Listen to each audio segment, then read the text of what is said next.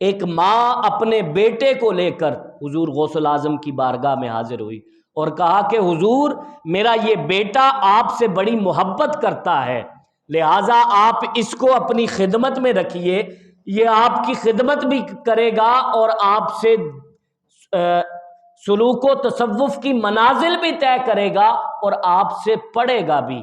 ماں بچے کو چھوڑ کر چلی گئی۔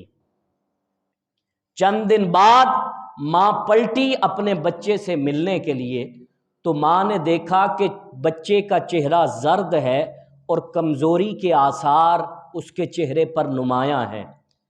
ماں ہوتی ہے، ماں سے نہ دیکھا گیا، بیٹا سوکھی جو کی روٹی کھا رہا تھا۔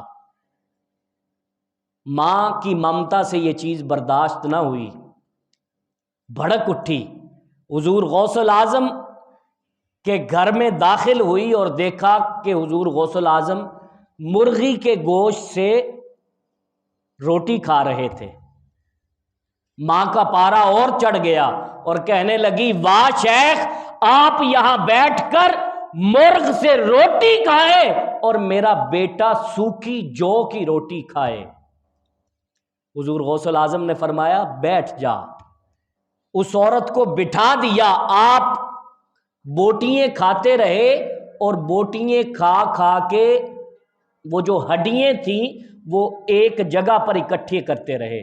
جب آپ کھانا کھا کے فارغ ہو گئے، آپ نے ان ہڈیوں کی طرف اشارہ کر کے فرمایا، قمی باذن اللہ، کہ اے مرغی میرے حکم سے اور اللہ کے حکم سے زندہ ہو جا۔ وہ مرغی زندہ ہو کر اٹھ کھڑی ہوئی۔ حضور غوث الاعظم نے فرمایا، مائی جب یہ تیرا بیٹا اس مقام پر پہنچ جائے گا پھر جو مرضی آئے کھائے۔